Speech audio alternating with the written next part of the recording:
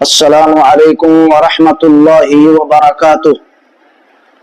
ان الحمد للہ نحمده ونستعینه ونستغفره ونعوذ باللہ من شرور انفسنا ومن سیئات اعمالنا من يهده الله فلا مضل له ومن يضلل فلا هادي له واشهد ان لا اله الا الله واشهد ان محمدا عبده ورسوله فان خير الحديث كتاب الله وخير الهدي هدي محمد صلى الله عليه وسلم وشر الأمور محدثاتها وكل محدثة بدعة وكل بدعة ضلالة وكل ضلالة في النار. أعوذ بالله من السميع العليم من الشيطان الرجيم. بسم الله الرحمن الرحيم. يا أيها الناس اتقوا ربكم الذي خلقكم من نفس واحدة وخلق منها زوجها وبث منهما رجالا كثيرا ونساء واتقوا الله والأرحام إن الله كان عليكم رقيبا. يا أيها الذين آمنوا اتقوا الله حق تقاته إلا وأنتم مسلمون. يا أيها الذين آمنوا اتقوا الله وقولوا قولا سديدا يصلح لكم أعمالكم ويغفر لكم ذنوبكم ومن يطع الله ورسوله فقد فاز فوزا عظيما. وقال جل شانه وننزل من القرآن ما هو شفاء ورحمة للمؤمنين ولا يزيد الظالمين إلا خسارا. معزز ناظرین کرام، قرآن مجید ساری انسانیت کے لیے ہدایت ہے. اللہ سبحانہ و تعالی کی عظیم کتاب ہے. اس کی حفاظت کی ذمہ داری اللہ سبحانہ و تعالی نے خود ہی لے لی، جس کی وجہ سے اس کتاب ہدایت کی عظمت میں غائب درجہ اضافہ ہو جاتا ہے. گزشتہ آسمانی کتابیں جن پر ایمان و یقین رکھنا ہم مسلمانوں کے لیے نہایت ضروری ہے، وہیں پر اس بات کا یقین بھی ہمیں ہے کہ ان آسمانی کتابوں میں بہت کچھ تبدیلیاں ہو گئی، مگر یہ قرآن مجید جس کی حفاظت کی ذمہ داری اللہ سبحانہ و تعالی نے خود ہی لے لی ہے، اس میں ایک حرف اور ایک نقطے کی بھی کمی بیشی کی گنجائش نہیں ہے. اللہ سبحانہ و تعالی نے اس کتاب کے شروع ہی میں کہہ دیا ذالک الکتاب لا ریب فیہ، یہ ایسی کتاب ہے کہ ذرہ برابر اس میں ریب و شک و شبہ کی گنجائش نہیں. جس کا رابطہ اس کتاب ہدایت سے مستحکم ہو گیا وہ دنیا میں بھی کامیاب ہو گیا اور آخرت میں بھی سرخرو ہو گیا. لیکن اس کتاب ہدایت سے جس نے اپنے رخ زیبا کو موڑ لیا، انحراف کیا، اس کی اہمیت کو نہیں سمجھا، اس کی تلاوت کو اور اس کی سماعت کو حیثیت نہیں دیا، دنیا میں بھی اس کے لیے ذلت ہے اور آخرت میں بھی اس کے لیے ذلت ہے. اللہ کے نبی حضرت محمد رسول اللہ صلی اللہ علیہ وسلم نے فرمایا ابشروا، اے لوگوں خوش ہو جاؤ. یہ قرآن اس کا ایک سرا تمہارے ہاتھوں میں ہے، طرفہ بید اللہ و طرفہ بایدیکم، اور دوسرا سرا اللہ کے ہاتھ میں ہے.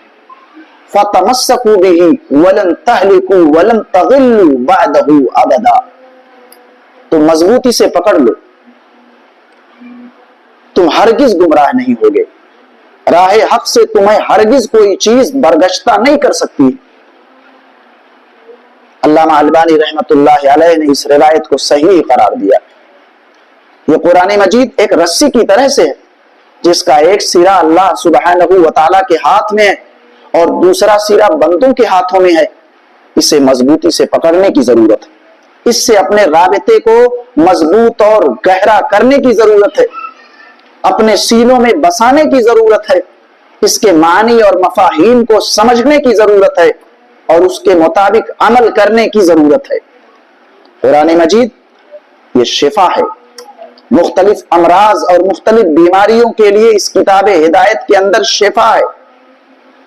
اس کتاب ہدایت کے اندر شفا ہے، علاج ہے۔ اللہ سبحانہ و تعالی نے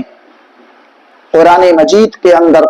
سورہ یونس 57 نمبر کی آیت کریمہ ہے، واضح فرما دیا، یا ایھا الناس قد جاءتکم موعظۃ من ربکم وشفاء لما فی الصدور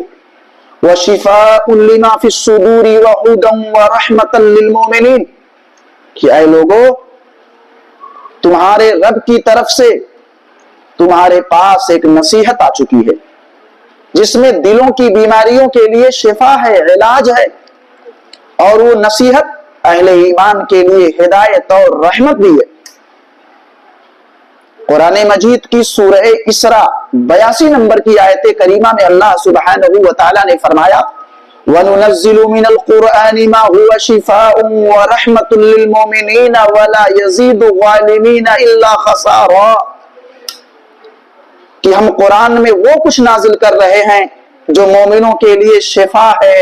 اور رحمت ہے، مگر ظالموں کے لیے خسارے کے علاوہ کسی چیز میں اضافہ نہیں کرتا۔ ایسے ہی قرآن مجید کی ایک تیسری جگہ پر سورہ فصلت آیت نمبر 44 میں اللہ سبحانہ و تعالی نے فرمایا، قُلْ هُوَ لِلَّذِينَ آمَنُوا هُدًى وَشِفَاءٌ،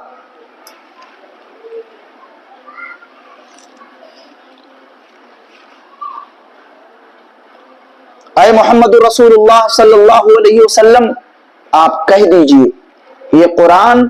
اہل ایمان کے لیے ہدایت اور شفا ہے۔ قابل صد احترام ناظرین کرام، قرآن مجید کی کثرت سے تلاوت اور اس کو زیادہ سے زیادہ سننا یہ دل کی پریشانی، اضطراب، بے چینی، خوف اور گھبراہٹ کو دور کر دینے کے لیے کافی اور شافی علاج ہے۔ اللہ سبحانہ و تعالی فرماتے ہیں، الذین آمنوا وتطمئن قلوبهم بذکر اللہ الا بذکر اللہ تطمئن القلوب، جو لوگ ایمان لائے ان کے دل اللہ کے ذکر سے اطمینان حاصل کرتے ہیں۔ یاد رکھو اللہ کے ذکر سے ہی دلوں کو تسلی حاصل ہوتی ہے۔ تو خوف، گھبراہٹ، بے چینی، پریشانی، ان تمام بیماریوں کا علاج اس قرآن مجید کے اندر ہے۔ اللہ سبحانہ و تعالی نے کیا کہا کہ الا بذکر اللہ تطمئن القلوب، اللہ سبحانہ و تعالی کے ذکر سے دلوں کو تسلی حاصل ہوتی۔ ایسے ہی نفاق، حسد، بغض، لالچ، بخل، شکوک و شبہات، وسوسے، نفاق کی بیماری پیدا ہو جاتی ہے، حسد کی بیماری انسان کے اندر پیدا ہو جاتی ہے، ایک دوسرے سے جلنے لگتا ہے، دوسروں کے مال کے ضائع ہونے کی تمنا کرنے لگتا ہے، زوال نعمت کی امید کرتا ہے، لالچ کرتا ہے، بخیلی سے کام لیتا ہے، مختلف طرح کے شبہات کا شکار ہو جاتا ہے، وسوسے جیسی بیماریاں اس کے دلوں میں گھر کر جاتی ہیں۔ ان تمام بیماریوں کا علاج بھی اسی قرآن مجید کے اندر ہے، جیسا کہ سورہ یونس کی 57 نمبر کی آیت کریمہ ہم نے پڑھی، یا ایھا الناس قد جاءتکم موعظۃ من ربکم وشفاء لما فی الصدور وہدی ورحمۃ للمؤمنین، کہ دلوں کی بیماریوں کے لیے اس قرآن عزیز کے اندر شفا ہے، یہ نصیحت ہے تمہارے رب کی جانب سے، دلوں کی بیماریوں کا علاج ہے اس میں، اس نصیحت کے اندر ہدایت ہے، رحمت ہے اہل ایمان کے لیے۔ ایسے ہی کچھ لوگ وسوسوں کے شکار ہو جاتے ہیں، کہتے ہیں بہت زیادہ گھبراہٹ ہو رہی ہے، ایسا لگتا ہے مر جاؤں گا، بار بار موت کے تعلق سے باتیں آتی ہیں، وسوسہ پیدا ہوتا ہے کہ ہم تو کافر ہو گئے، وسوسہ پیدا ہوتا ہے کہ ہم منافق ہو گئے، ایمان خطرے میں پڑ گیا، وسوسہ پیدا ہوتا ہے کہ ہم نجاست پر ہیں، طہارت پر نہیں ہیں۔ اس طرح کے مختلف وسوسے پیدا ہوتے ہیں، بچوں کو لے کر کے وسوسے، بیویوں کو لے کر کے وسوسے، گھر دکان اور مکان کو لے کر کے طرح طرح کے وسوسے۔ پاک ہوتا ہے آدمی پھر بھی خیال کرتا ہے ناپاک ہوں، ایک ہی وضو کر رہا ہے ایک ہی نماز کے لیے اور بار بار وضو کر رہا ہے، ایک بار وضو کیا وسوسہ پیدا ہوا، ابھی کامل نہیں ہوا، پھر سے وضو کر رہا ہے، پھر سے وضو کر رہا ہے، طہارت خانے سے نکل کر کے آیا، خیال آیا کہ کچھ نجاست لگی ہوئی ہے اس کے کپڑے پر، پھر اندر گھسا، پھر باہر آیا، پھر خیال آیا۔ اس طرح کے وسوسوں کے بعض لوگ شکار ہوتے ہیں۔ ان وسوسوں کا علاج بھی اسی قرآن عزیز کے اندر ہے، اسی کتاب ہدایت کے اندر ہے۔ اللہ سبحانہ و تعالی نے اس بات کو واضح کر دیا ہے کہ ہر طرح کی بیماریوں کا علاج اس قرآن میں ہے۔ اب ہم آپ کے سامنے اس بات کو رکھیں گے کہ اگر وسوسوں کا کوئی شخص شکار ہو جائے تو کیا کرے وہ، قرآن سے اس کا علاج کیوں کر ممکن ہے، کیسے اس کا علاج وہ خود کر سکتا ہے۔ تو وسوسوں سے بچنے کے لیے، اس سے چھٹکارا پانے کے لیے سورہ اخلاص پڑھے اور اپنے بائیں جانب 3 مرتبہ تھوکے۔ انشاءاللہ اللہ تعالی سے قوی امید ہے کہ اس کو اس پریشانی سے نجات ملے گی۔ حضرت ابو ہریرہ رضی اللہ تعالیٰ عنہ حدیث کے راوی ہیں، فرماتے ہیں کہ میں نے اللہ کے رسول صلی اللہ علیہ وسلم سے سنا، وہ فرما رہے تھے یوشک الناس یتساءلون بینہم حتی یقول قائلہم ھذا اللہ خلق الخلق فمن خلق اللہ عز وجل، کہ قریب ہے کہ لوگ باہم سوال کریں، ایک دوسرے سے پوچھیں، یہاں تک کہ ایک کہنے والا یہ کہے کہ ھذا اللہ خلق الخلق، اللہ سبحانہ و تعالی نے مخلوق کو پیدا کیا، فمن خلق اللہ عز وجل، تو اللہ سبحانہ و تعالی کو کس نے پیدا کیا۔ بہت ممکن ہے کہ ایسی بات کوئی کرے، فَإِذَا قَالُوا ذَلِكَ، پیارے حبیب حضرت محمد الرسول اللہ صلی اللہ علیہ وسلم فرماتے ہیں جب اس طرح کی بات کوئی کرے، فَقُولُوا، تو تم لوگ کہو اللہ احد اللہ الصمد لم یلد ولم یولد ولم یکن لہ کفوا احد، کہ اللہ اکیلا ہے، اللہ بے نیاز ہے، اس نے نہ کسی کو جنا ہے نہ وہ اس کو کسی نے جنا ہے، اور اس کا کوئی ساجی اور شریک نہیں، کوئی اس کا مساوی نہیں۔ سورہ اخلاص یہ پڑھے۔ ثم لیتفل احدکم ان یساریہ ثلاثا، پھر اپنے بائیں جانب 3 مرتبہ تھوکے وہ، ولیستعذ باللہ من الشیطان، اور پھر اللہ سبحانہ و تعالی سے شیطان مردود کی پناہ مانگے۔ امام ابو داؤد رحمت اللہ علیہ نے اس روایت کو اپنی سنن میں ذکر کیا ہے، علامہ البانی رحمت اللہ علیہ رحمتا واسعہ نے اس روایت کو اپنی سلسلۃ الاحادیث الصحیحہ کے اندر ذکر کیا ہے اور صحیح قرار دیا۔ ایسے ہی کبھی کبھی انسان کو نظر بد کی شکایت ہوتی، شیاطین اور جنات کا مسئلہ ہوتا ہے، تو انسانوں کی نظر بد، شیاطین و جنات کے شرور و فتن سے بچنے کے لیے بھی قرآن مجید کے اندر علاج ہے۔ کیا علاج ہے وہ؟ معوذتین، سورہ فلق پڑھے، سورہ ناس پڑھے، ان دونوں کو پڑھے، اس کا اہتمام کرے اور انسانوں کی نظر بد سے وہ محفوظ رہے گا، شیاطین و جنات کے شرور و فتن سے بھی وہ بچ جائے گا۔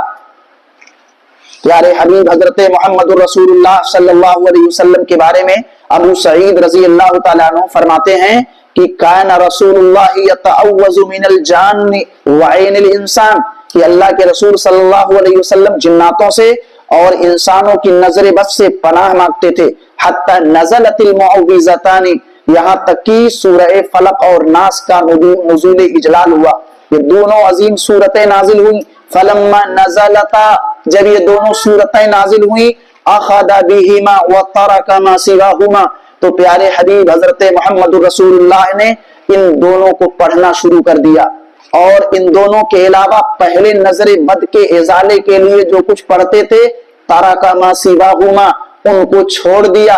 اور سورہ فلق اور سورہ ناس کا کثرت سے آپ جو ہے اسے پڑھنے لگے، ان کا اہتمام کرنے لگے۔ امام ترمذی رحمت اللہ علیہ نے اس روایت کو اپنی سنن میں ذکر کیا ہے اور علامہ البانی رحمت اللہ علیہ نے اسے صحیح قرار دیا۔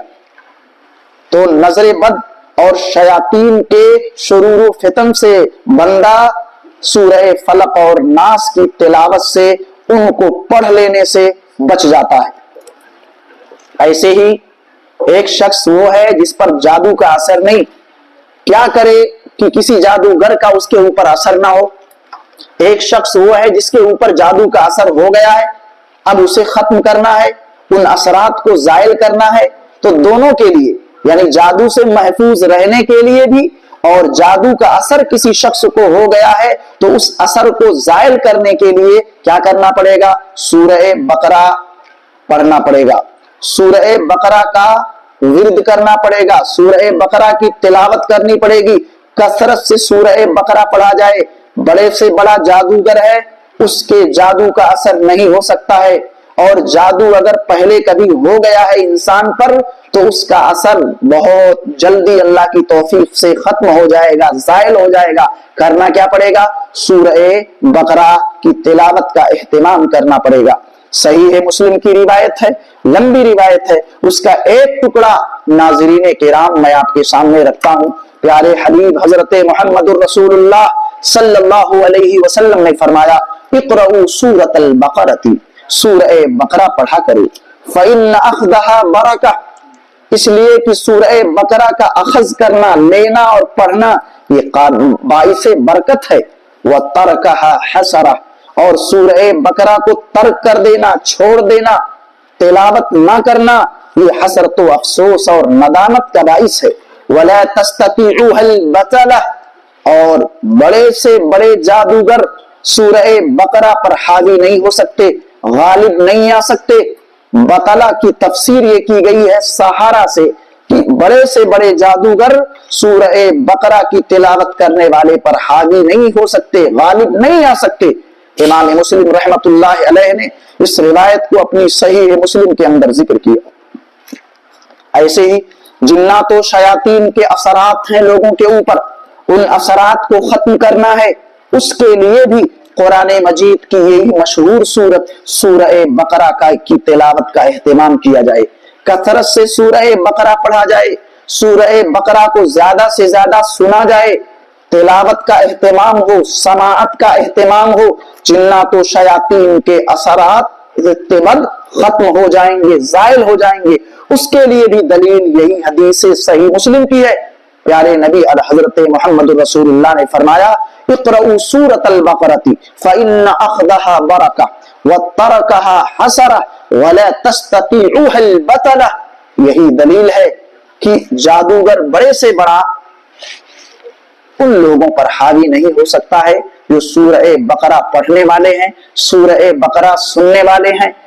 سورہ بقرہ کا پڑھنا یہ باعث برکت ہے، سورہ بقرہ سے دوری بنانا یہ باعث حسرت و ندامت ہے۔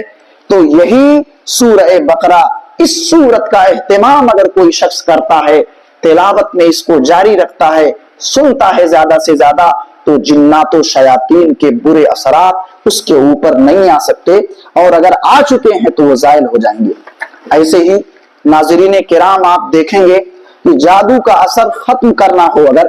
تو سورہ بقرہ کی جہاں ابھی اہمیت بتائی گئی ہے آپ کو، سورہ بقرہ کی آخری جو دو آیتیں ہیں یہ بہت زیادہ حیثیت کی حامل، کیسا بھی جادو ہو، بڑے سے بڑے جادوگر کا جادو ہو، سورہ بقرہ کی اگر صرف دو آیتیں آخر کی پڑھی جائیں انشاءاللہ زوال ہے جادو کے اثر کے لیے، فنا ہے جادو کے اثر کے لیے، تباہی ہے جادو کے اثر کے لیے، ختم ہو جائے گا جادو کا اثر اللہ کی توفیق اور رب العالمین کے فضل و کرم سے۔ نعمان بن بشیر رضی اللہ تعالیٰ عنہ حدیث کے راوی ہیں، وہ فرماتے ہیں کہ اللہ کے نبی صلی اللہ علیہ وسلم نے فرمایا ان اللہ کتب کتابا قبل ان يخلق السماوات والارض بألف عام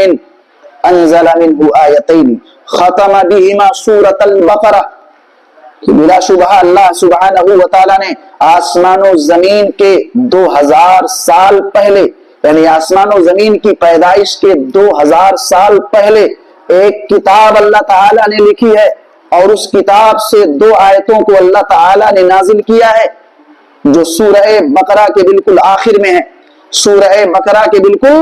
آخر میں وہ 2 آیتیں ہیں، یعنی سورہ بقرہ کی آخری 2 آیتیں۔ پیارے حبیب فرماتے ہیں وَلَا يُقْرَآنِ فِي دَارٍ 3 لَيَالٍ فَيَقْرَبُهَا شیطان، کہ جو کوئی آدمی کسی بھی گھر میں 3 رات تک سورہ بقرہ کی آخری 2 آیتوں کو پڑھتا ہے، ان کی تلاوت کرتا ہے 3 رات تک مسلسل، کسی بھی گھر میں سورہ بقرہ کی آخری 2 آیتوں کی تلاوت اگر ہوتی ہے، فَيَقْرَبُهَا شیطان، کوئی بھی شیطان بندے کے قریب نہیں آ سکتا ہے، کوئی بھی شیطان بندے کے قریب پھٹک نہیں سکتا ہے، اسے نقصان نہیں پہنچا سکتا ہے۔ یہ وعدہ ہے پیارے حبیب حضرت محمد رسول اللہ صلی اللہ علیہ وسلم کا، اس پر ہمارا یقین و ایمان ہونا چاہیے۔ یہ حدیث سنن ترمذی کی ہے، علامہ البانی رحمت اللہ علیہ نے اس روایت کو صحیح قرار دیا ہے، حدیث نمبر ہے 2882۔ ایسے ہی جادو کا اثر کسی کے اوپر ہو گیا ہو، اس اثر کو زائل کرنے کے لیے معوذتین یعنی سورہ فلق اور ناس کا اہتمام ہو، ان کی تلاوت ہو، اور تلاوت کر کے دم کیا جائے، تلاوت کیا جائے اور پھونکا جائے، اس متاثرہ شخص کے اوپر پھونکا جائے، سورہ فلق اور ناس پڑھ کر کے بیماری ختم ہو جائے گی، جادو کا اثر جلد از جلد اللہ کی توفیق سے زائل ہو جائے گا۔ اس پر حدیث ہے، دیکھیں آپ، زید ابن ارقم رضی اللہ تعالیٰ عنہ کی روایت ہے، فرماتے ہیں کان رجل من اليہود يدخل على النبي صلی اللہ علیہ وسلم، یہودیوں میں سے ایک شخص اللہ کے نبی صلی اللہ علیہ وسلم کے پاس آیا کرتا تھا، وکان یأمنہ رسول اللہ، اللہ کے رسول صلی اللہ علیہ وسلم اس کے اوپر بھروسہ کرتے تھے، فعقد له عقدا، اس نے کچھ دھاگوں کو لے کر کے اور جو ہے گرہ لگا دیا، جادو کر دیا، گانٹھ لگا دیا، فوضعه في بئر رجل من الانصار، انصار کے ایک آدمی کے کنویں میں لے جا کر کے ان گرہ لگے ہوئے دھاگوں کو ڈال دیا، بالوں کو رکھ دیا، فاشتکا لذلک ایام، اللہ کے رسول صلی اللہ علیہ وسلم چند دن تک بیمار رہے، اور ایک روایت کے مطابق 6 اشہر، 6 مہینے تک اس جادو کا اثر ایسا رہا کہ 6 مہینے تک آپ بیمار رہے۔ ایک روایت کے مطابق فاتاہ ملکانی، 2 فرشتے آئے، یعودان ہی، پیارے نبی حضرت محمد رسول اللہ صلی اللہ علیہ وسلم کی عیادت کے لیے، آپ کے مزاج پرسی کے لیے، آپ سے احوال دریافت کرنے کے لیے 2 فرشتے آئے، فقعد احدهما عند راسه، ایک فرشتہ نبی صلی اللہ علیہ وسلم کے سر کے پاس بیٹھا، والآخر عند رجلیہ، اور دوسرا فرشتہ آپ کے قدموں کے پاس بیٹھا، فقال احدهما، ایک فرشتے نے کہا اتدری ما وجعه، دوسرے فرشتے سے کہا کیا تمہیں پتا ہے کہ ان کو تکلیف کیا ہے، پیارے نبی کو پریشانی کیا ہے؟ قال، تو دوسرے فرشتے نے کہا الذی فلان الذی کان يدخل علیہ عقد له عقدا، کہ وہ آدمی جو اللہ کے رسول کے پاس بارہا آیا کرتا تھا، یہودی، اس نے گرہ لگا دیا ہے، جادو کر کے کچھ دھاگوں میں گرہ لگا دیا ہے، فَأَلْقَاهُ فِي بِئْرِ فُلَانٍ، اور فلاں شخص کے کنویں میں اس کو ڈال دیا ہے، فَلَوْ أُرْسِلَ إِلَيْهِ رَجُلًا، اگر اس کی طرف، اس کنویں کی طرف کسی شخص کو بھیجا جائے، وَأَخَذَ مِنْهُ الْعُقَدَ، ان گرہ لگے ہوئے دھاگوں کو لینے کے لیے، لَوَجَدَ الْمَاءَ قَدْ اصْفَرَّ، تو ضرور وہ جانے والا شخص، کنویں تک پہنچنے والا شخص ضرور دیکھ لے گا کہ پورے کنویں کا پانی زرد ہو گیا ہے، کنویں کا پانی پیلا ہو گیا ہے۔ فاتاہ جبریل، جبرائیل علیہ السلام آئے، فنزل علیہ بالمعوذتین، اور پھر پیارے نبی حضرت محمد رسول اللہ صلی اللہ علیہ وسلم پر سورہ فلق و ناس کا نزول اجلال ہوا۔ جبرائیل علیہ السلام نے کہا ان رجلا من الیہود سحرک، پیارے حبیب، یہودیوں میں سے ایک شخص نے آپ کے اوپر جادو کر دیا، والسحر فی بئر فلان، اور جادو کی ہوئی جو چیز ہے جس میں جادو کیا گیا ہے، وہ جو بال ہیں، دھاگے ہیں جن پر گرہ لگائی گئی ہے، وہ فلاں شخص کے کنویں میں موجود ہے۔ فبعث رجلا، پیارے حبیب نے ایک شخص کو بھیجا، اور ایک روایت کے مطابق فبعث علی، علی رضی اللہ تعالیٰ عنہ کو بھیجا۔ جب وہ گئے فوجد الماء قد اصفر، تو پانی دیکھا، کنویں کا پانی پورے طور سے پیلا ہو گیا، رنگ بدل گیا ہے۔ فاخذ العقد، ان دھاگوں کو لیا جن پر گرہیں لگی ہوئی تھیں، اور ان کو لے کر کے حضرت علی رضی اللہ تعالیٰ عنہ آئے۔ پیارے حبیب حضرت محمد رسول اللہ نے حکم دیا ان یحل العقد، کہ وہ گرہ کو کھولیں، ویقرأ آیا، اور ایک آیت پڑھیں، فحلھا، تو اس طرح کر کے سارے گرہ کھل گئے، ایک ایک آیت کی تلاوت ہوتی رہی اور دھاگوں میں لگی ہوئی گرہیں کھلتی رہیں۔ فجعل كلما حل عقدۃ، جیسے ایک گرہ کھلتی، وجد لذلك خفۃ،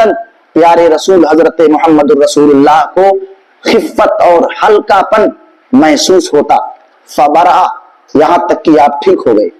اور ایک روایت کے مطابق قام رسول اللہ، اللہ کے رسول ٹھیک ہو گئے تو کھڑے ہوئے آپ، کانما انشط من عقال، ایسا لگتا تھا کہ جیسے رسی سے آپ کو باندھ دیا گیا ہو۔ جب جادو کا اثر زائل ہوا، ختم ہوا، معوذتین کے پڑھنے سے اور ان گرہوں کے کھلنے سے، تو کانما انشط من عقال، اس طرح آپ آزادی آپ کو لگی، اس طرح آپ نے فرحت و انبساط محسوس کیا، لگتا تھا کہ جیسے پہلے رسی میں آپ کو باندھ دیا گیا ہو اور آپ کو رسی سے کھول دیا گیا ہو، آزاد کر دیا گیا ہو، یہ کیفیت ہوئی۔ وَكَانَ الرَّجُلُ بَعْدَ ذَلِكَ يَدْخُلُ عَلَى النَّبِيِّ، جس یہودی نے آپ کے اوپر جادو کیا تھا،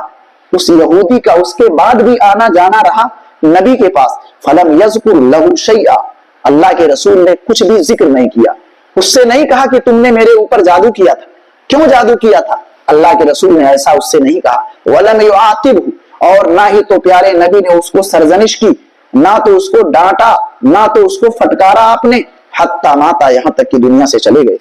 امام طبرانی رحمت اللہ علیہ نے اس روایت کو اپنی مشہور کتاب معجم کے اندر ذکر کیا ہے۔ علامہ البانی رحمت اللہ علیہ نے اس روایت کو صحیحاً ذکر کیا۔ ایسے ہی ناظرین کرام، آپ دیکھیں گے کہ بیت الخلا میں داخل ہوتے وقت بسم اللہ کہنے سے انسانوں کے شرمگاہ سے متعلق ساری چیزیں آسان ہو جاتی، یعنی شرمگاہ سے متعلق شیطانوں کے ذریعے سے جو فتنے ہو سکتے تھے ان سب سے بندہ محفوظ ہو جاتا ہے، لیکن کب؟ جب بیت الخلا میں داخل ہونے سے پہلے اللہ کا نام لے لے، بسم اللہ پڑھ لے، تو ایسی صورت میں وہ بیت الخلا میں جاتا ہے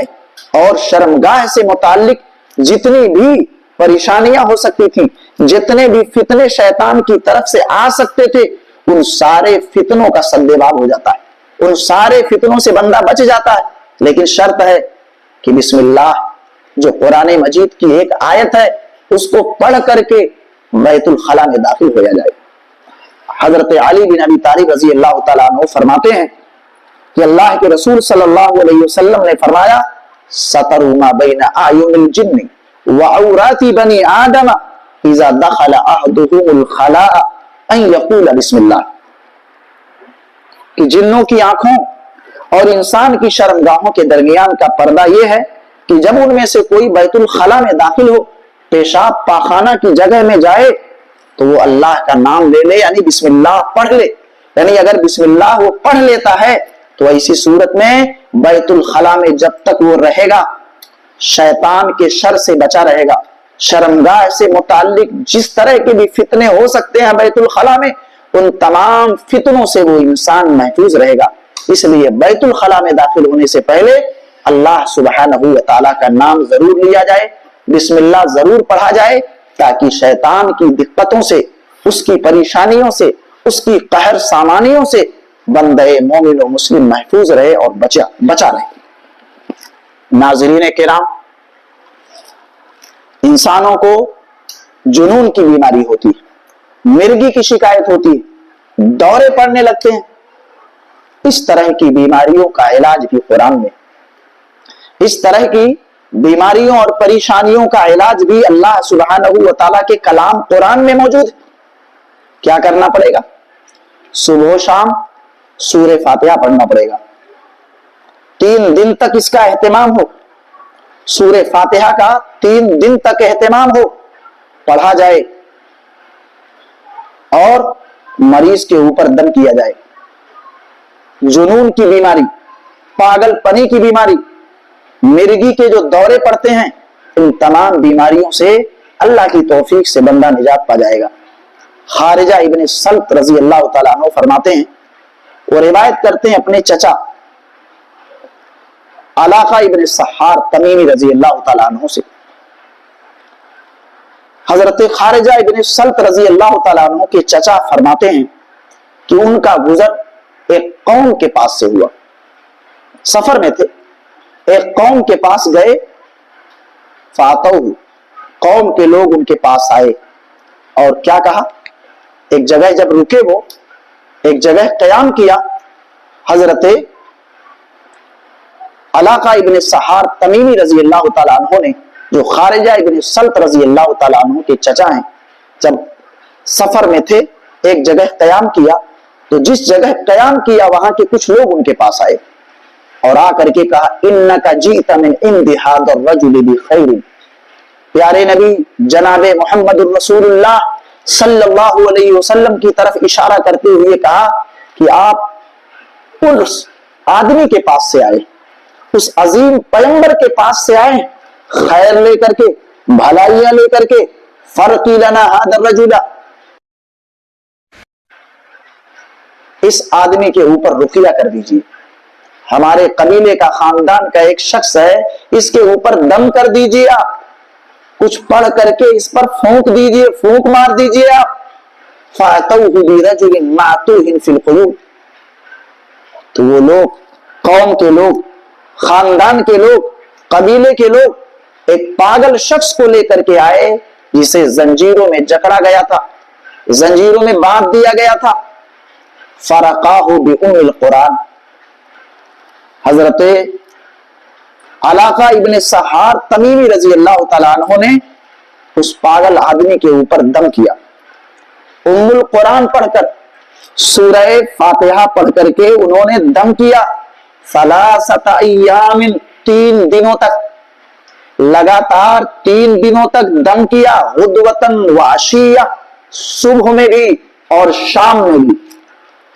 3 دنوں تک سورہ فاتحہ پڑھ کر کے صبح و شام حضرت علاقہ ابن سحار رضی اللہ تعالیٰ عنہ نے دم کیا اس پاگل آدمی پر۔ وَكُلَّمَا خَتَمَهَا، اور جب جب سورہ فاتحہ ختم کرتے، جَمَعَ بُزَاقَهُ، اپنی تھوک کو جمع کرتے، ثُمَّ تَفَلَ، اور پھر اس پاگل آدمی کے چہرے پر پھونک مارتے، تھوکتے اس پر، جمع کیا ہوا تھوک اس کے اوپر جو ہے ادھیڑ دیتے۔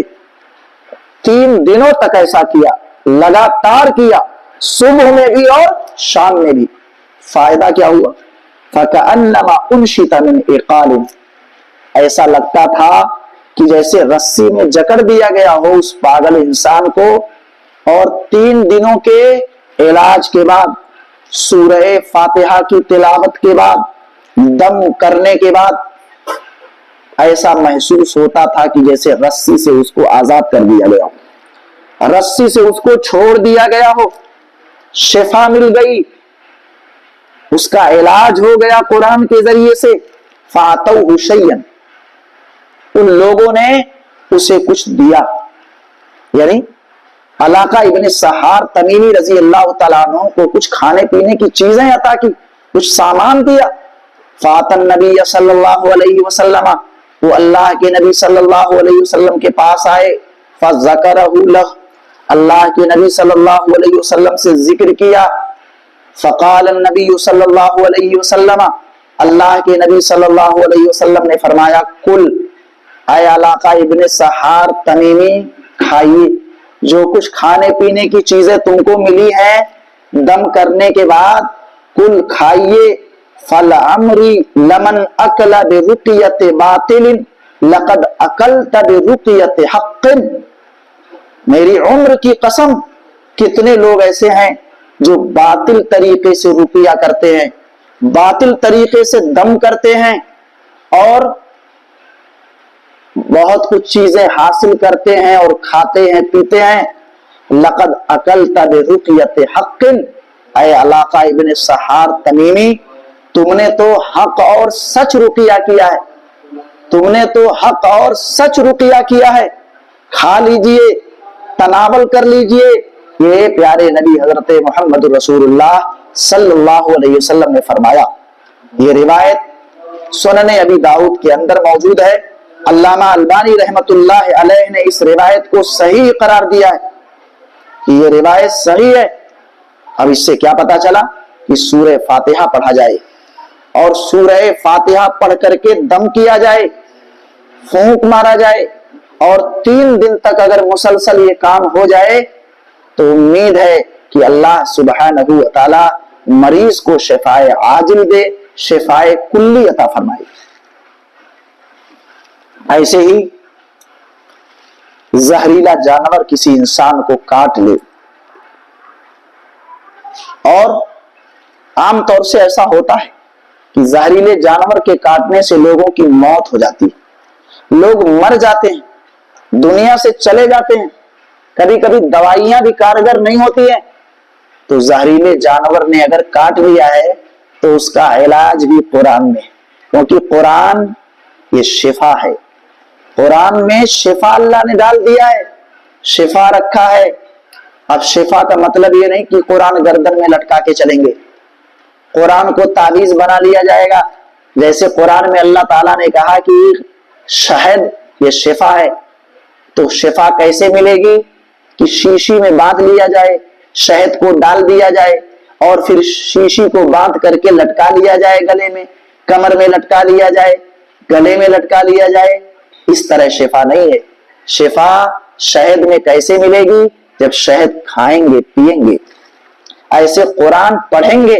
قرآن کو سنیں گے، قرآن پر عمل کریں گے تو انشاءاللہ شفا. تو زہریلے جانور نے اگر کاٹ لیا ہے تو سورہ فاتحہ پڑھ کر کے باضابطہ دم کیا جائے. اللہ کی توفیق سے مریض، متاثر شخص ٹھیک ہو جائے گا، اسے صحت مل جائے گی، درست ہو جائے گا. وہ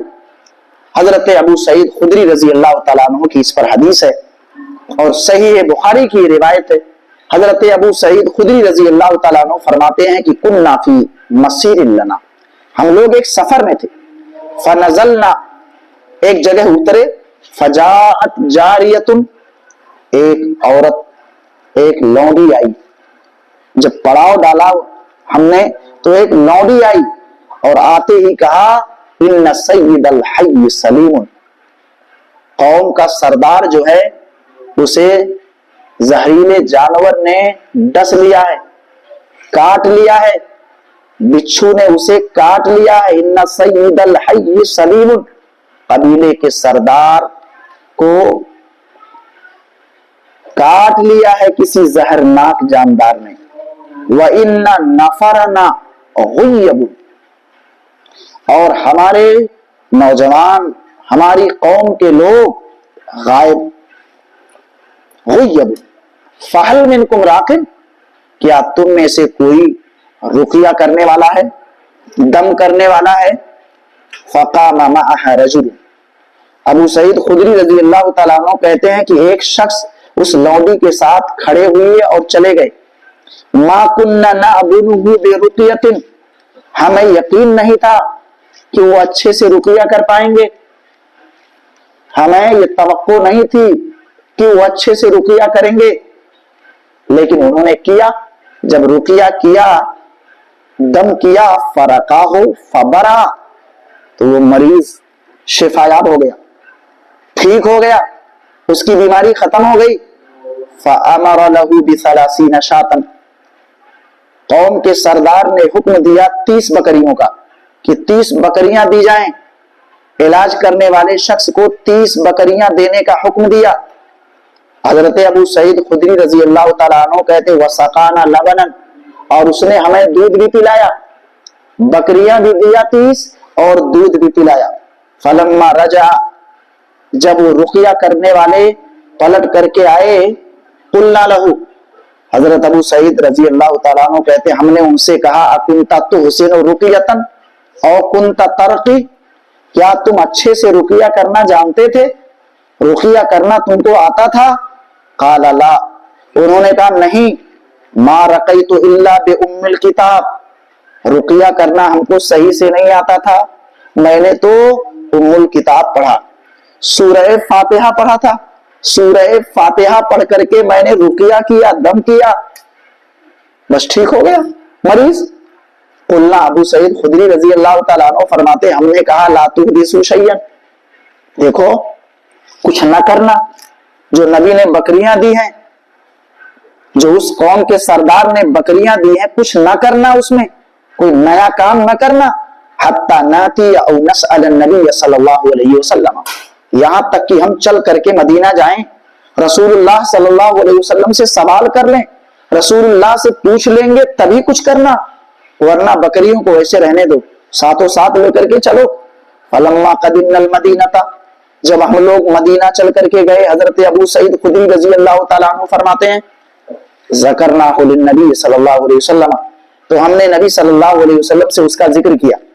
ہم نے نبی صلی اللہ علیہ وسلم سے اس کا ذکر کیا، فقال، تو نبی صلی اللہ علیہ وسلم نے کہا وما کان یدریہ انہا رقیہ، ان کو کیسے پتا چلا، رقیہ جنہوں نے کیا ان کو کیسے پتا چلا کہ یہ جھاڑ پھونک کی صورت ہے، اس کو پڑھ کر کے دم کرنے سے مریض کو شفا ملتی ہے، کیسے پتا چلا، ان کو کیسے معلوم ہوا؟ پھر آگے نبی نے کہا اقسموا، بکریاں تقسیم کرو، وغربوا لی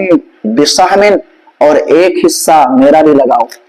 بکریاں تقسیم کرو اور میرے لیے بھی ایک حصہ لگاؤ،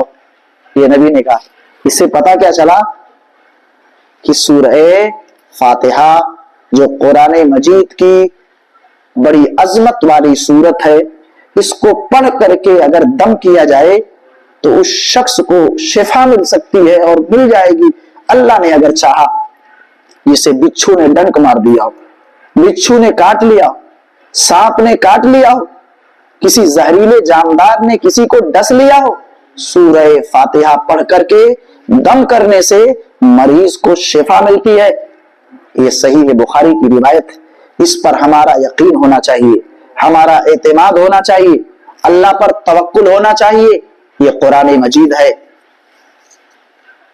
اس کی اہمیت کو سمجھنا چاہیے، زیادہ سے زیادہ اسے پڑھنا چاہیے، اور اس کی آیات کو سینوں میں محفوظ کرنا چاہیے، معانی کو سمجھنا چاہیے، غور و فکر اور تدبر سے کام لینا چاہیے۔ ایسے ہی زہریلا جانور کسی کو کاٹ دیتا ہے، کسی کو نقصان پہنچا دیتا ہے، ڈس لیتا ہے، ڈنک مار دیتا ہے، تو سورہ کافرون اور معوذتین سورہ فلق و ناس، ان سے علاج کیا جا سکتا ہے۔ ابھی تو سورہ فاتحہ سے علاج کا سنا آپ نے ناظرین کرام، لیکن کسی زہریلے جاندار کے کاٹنے سے اگر کوئی شخص چاہتا ہے تو سورہ فلق اور سورہ ناس اور سورہ کافرون سے بھی علاج کر سکتا ہے۔ سورہ کافرون پڑھا جائے، سورہ فلق پڑھا جائے، سورہ ناس پڑھا جائے اور دم کیا جائے، اللہ تعالیٰ شفا دینے پر قدرت رکھتا ہے، شفا مل جائے گی۔ اس پر آپ دیکھیں گے تو ایک روایت موجود ہے، علامہ البانی رحمت اللہ علیہ نے اس روایت کو اپنی صحیحہ میں صحیح قرار دیا۔ علی رضی اللہ تعالیٰ عنہ اس حدیث کے راوی ہیں، لدغت النبی صلی اللہ علیہ وسلم اقرب، ایک بچھو نے اللہ کے رسول صلی اللہ علیہ وسلم کو ڈنک مارا، وہو یصلی، آپ نماز پڑھ رہے تھے، فلما فرغ، جب نماز سے فارغ ہوئے تو اللہ کے نبی صلی اللہ علیہ وسلم نے کہا لعن اللہ الاقرب، بچھو پر اللہ کی لعنت ہو، اللہ کی پھٹکار ہو، لا تدعو مصلیا ولا غیرہ، نہ تو نمازی کو دیکھتا ہے اور نہ تو کسی غیر نمازی کو چھوڑتا ہے، نہ نمازی کی پرواہ کرتا ہے اور نہ غیر نمازی کی پرواہ کرتا ہے، یہ ڈس لیتا ہے، ڈنک مار دیتا ہے، نقصان پہنچا دیتا ہے۔ ثم دعا بماء وملح، پھر اللہ کے رسول صلی اللہ علیہ وسلم نے کہا پانی لے آؤ، نمک لے آؤ، پانی اور نمک منگوایا، وجعل يمسح عليها، جس جگہ بچھو نے ڈنک مارا تھا اللہ کے رسول نے نمک والا پانی اسی کے اوپر رکھا، بار بار آپ نے رکھا۔ وہ پانی جس میں نمک کی ملاوٹ تھی، اس پانی کو آپ ڈنک والی جگہ پر رکھ رہے تھے اور اپنے ہاتھ سے پوچھ رہے تھے، وَيَقْرَؤُ، اور پڑھ رہے تھے کیا؟ قُلْ يَا أَيُّهَا الْكَافِرُونَ، سورہ کافرون کی آیات پڑھ رہے تھے، سورہ فلق پڑھ رہے تھے، سورہ ناس پڑھ رہے تھے، اور نمک ملا ہوا پانی اس جگہ پر رکھ رہے تھے جہاں بچھو نے ڈنک مارا تھا۔ تو پتہ کیا چلا ناظرین کرام، زہریلا جاندار اگر کاٹ لیتا ہے، ڈنک مار دیتا ہے، تو اس کے لیے سورہ کافرون، سورہ فلق اور سورہ ناس یہ علاج ہے، یہ دوا ہے، اس میں اللہ نے شفا رکھی ہے، پڑھا جائے اور دم کیا جائے، خود سے کوشش کیا جائے۔ یہاں وہاں بھاگنے سے بہتر ہے کہ ہم سب مسلمان ہیں، خود سے کوشش کریں، اپنی بیماریوں کے لیے خود سے علاج کریں۔ ہم ایسے ہی ہم لوگ رات میں سوئے ہوئے ہوتے ہیں، کبھی اچھے خواب آتے ہیں، کبھی برے خواب آتے ہیں۔ اگر برے خواب آتے ہوں تو کیا کرنا چاہیے؟ آدمی ڈر جاتا ہے، عورتیں ہیں ڈر جاتی ہیں، لوگ ڈر جاتے ہیں، پریشان ہو جاتے ہیں، دن بھر پریشان رہتے ہیں اور کہتے ہیں یہ خواب آیا ہے، ایسا ایسا ہمارے ساتھ ہو رہا ہے، ایسی ایسی پریشانیاں ہیں، دنیا بھر کی باتیں وہ کرتے ہیں۔ دیکھیے برے خواب اگر آ رہے ہیں تو اس میں بھی آپ دیکھیں گے تو اللہ سبحانہ و تعالیٰ نے اس کی پریشانی کو، اس مصیبت کو خواب کے ذریعے سے جو دکھائی گئی ہے اس کو زائل کرنے کے لیے بھی طریقہ موجود ہے حدیثوں میں۔ برے خواب کے شر سے بچنے کے لیے کیا کیا جائے؟ تعوذ کی آیتیں پڑھی جائیں جس میں پناہ مانگا گیا ہے، شیاطین مردود سے پناہ مانگا گیا ہے۔ ایسی آیتوں کا ورد کیا جائے، انہیں بار بار پڑھا جائے، برے خواب کے شر سے آدمی بچ جائے گا۔ حضرت ابو قتادہ رضی اللہ تعالیٰ عنہ اللہ کے رسول صلی اللہ علیہ وسلم سے روایت کرتے ہیں، اللہ کے نبی صلی اللہ علیہ وسلم نے فرمایا، الرؤیا الصالحہ من اللہ، سچا خواب، نیک خواب، صحیح خواب یہ اللہ کی جانب سے ہوتا ہے۔ والرؤیا السوء من الشیطان، اور برا خواب شیطان کی جانب سے ہے۔ فمن رأى رؤیا فکرہ منہا شیئا، تو جس کسی بھی انسان نے کوئی ایسا خواب دیکھا ہو جس کو اس نے ناپسند کیا ہو، جس سے وہ ڈر گیا ہو، جس سے وہ پریشان ہو گیا ہو، تو کیا کرنا چاہیے؟ فَلْيَنْفُسْ عَنْ يَسَارِهِ، اپنے بائیں جانب وہ کیا کرے؟ تھوکے، وہ تھپائے، وہ وَلْيَتَعَوَّدْ بِاللَّهِ مِنَ الشَّيْطَانِ، اور شیطان سے اللہ تعالیٰ کی پناہ چاہے، اللہ تعالیٰ سے پناہ مانگے شیطان مردود کے شر سے۔ ایسا اگر کرے گا لا تضرہ، تو اس کو کوئی نقصان نہیں پہنچے گا، کوئی تکلیف نہیں پہنچے گی، کوئی پریشانی لاحق نہیں ہوگی، یہ وعدہ ہے۔ یہ روایت صحیح مسلم کے اندر ہے، 5902 نمبر کی روایت ہے۔ اب سوال پیدا ہوتا ہے کہ تعوذ والی آیتیں کیا ہیں؟ تو تعوذ والی آیتیں آپ دیکھیں گے تو اس مضمون کی آیات قرآن میں ہیں، سورہ مومنون کی 97 اور 98 نمبر کی آیتیں۔ رب اعوذ بک من ہمزات الشیاطین، اے میرے رب میں شیطان کی اکساہٹ سے تیری پناہ چاہتا ہوں، تیری پناہ طلب کر رہا ہوں۔ وَأَعُوذُ بِكَ رَبِّ أَن يَحْضُرُونِ، اور اس بات سے بھی تیری پناہ طلب کرتا ہوں کہ وہ میرے پاس آئیں، شیاطین میرے پاس آئیں، اے میرے رب اس بات سے بھی میں تیری پناہ طلب کرتا ہوں۔ تو یہ آیتیں تعوذ سے متعلق آیتیں ہیں۔ رب اعوذ بک من ہمزات الشیاطین واعوذ بک رب ان یحضرون، یہ دو آیتیں ہیں جو تعوذ سے متعلق ہیں، دونوں میں تعوذ کا ذکر ہے۔ انہیں پڑھا جائے، برا خواب اگر آ گیا ہے تو انہیں پڑھا جائے، انہیں پڑھ کر کے بائیں طرف تھپایا جائے، تھوکا جائے۔ ایسے ہی اعوذ باللہ من الشیطان الرجیم، اس کو پڑھا جائے۔ یہ بھی تعوذ پر مبنی ہے، اس میں بھی تعوذ کا ذکر ہے، پناہ کا ذکر ہے شیطان مردود سے، اس کو پڑھ کر کے بائیں طرف تھوکا جائے۔ تو اس طرح سے جب ہم کریں گے تو اللہ سبحانہ و تعالیٰ سے امید ہے کہ برے خواب سے جو شر پہنچنے والا ہے، جو تکلیفیں لاحق ہونے والی ہیں، جو دقتیں ہماری زندگی میں آنے والی ہیں، وہ سب ختم ہو جائیں گی۔ اور ایک بات اور نبی نے بتائی کہ جب کوئی برا خواب دیکھے آدمی تو وَلَا يُخْبِرْ إِلَّا مَن يُحِبُّ، تو ہر کس و ناکس سے اس کا ذکر نہ کرے، کسی کے بھی سامنے جا کر کے بیان کرنے لگ جائے، ایسا نہیں ہونا چاہیے۔ جن کو وہ پسند کرتا ہے، جن سے وہ محبت کرتا ہے، جن کو وہ لوگ پسند کرتے ہیں، ایسے ہی لوگوں سے ذکر ہو، اور ہر کس و ناکس سے اس کا ذکر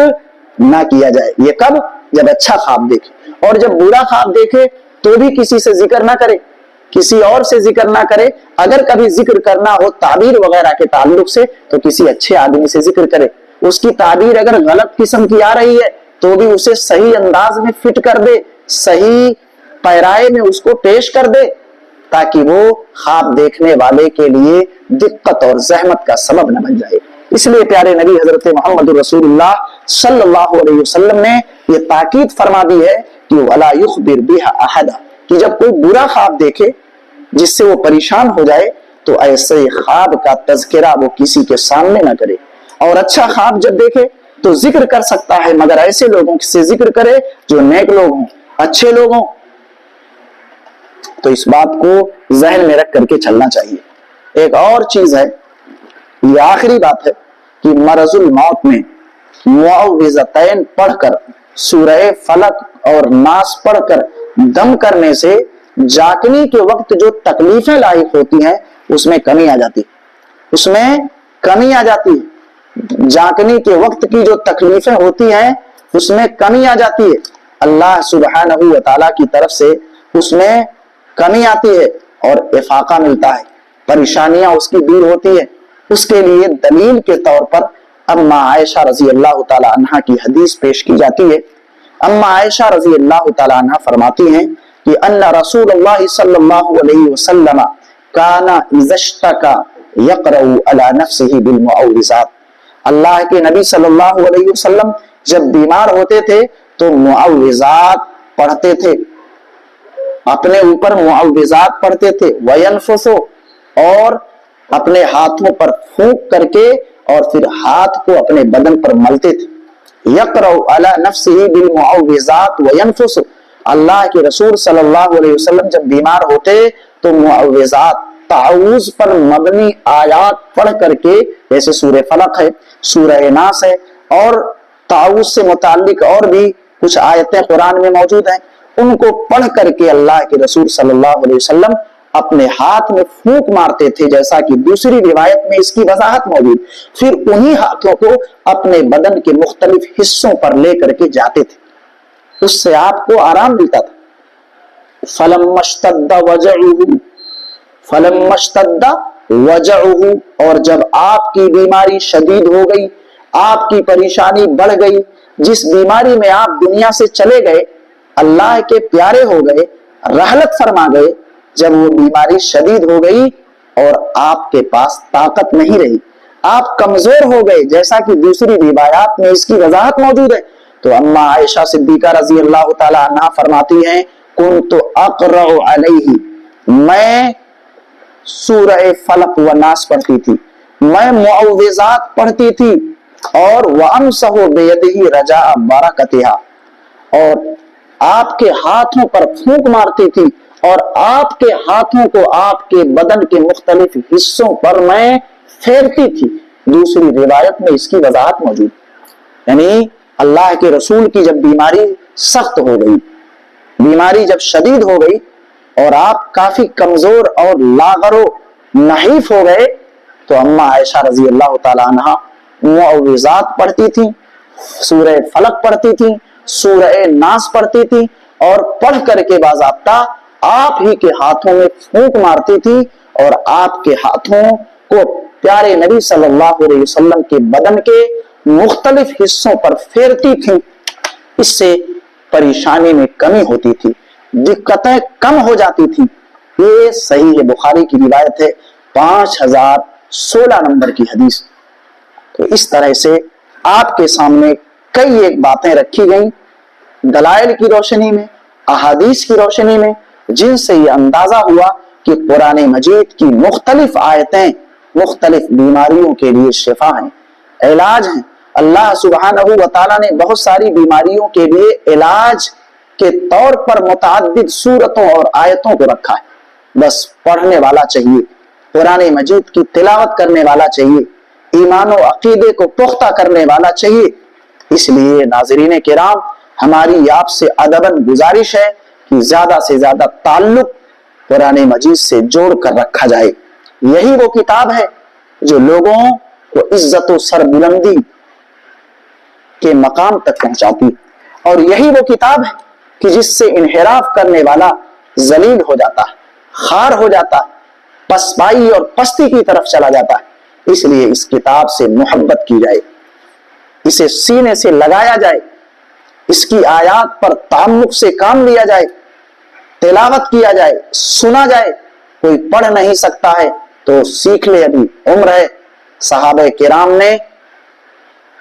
لمبی اور طویل عمروں کے گزرنے کے بعد بھی، بڑھاپے کی عمر میں پہنچنے کے بعد بھی انہوں نے قرآن کو سیکھا،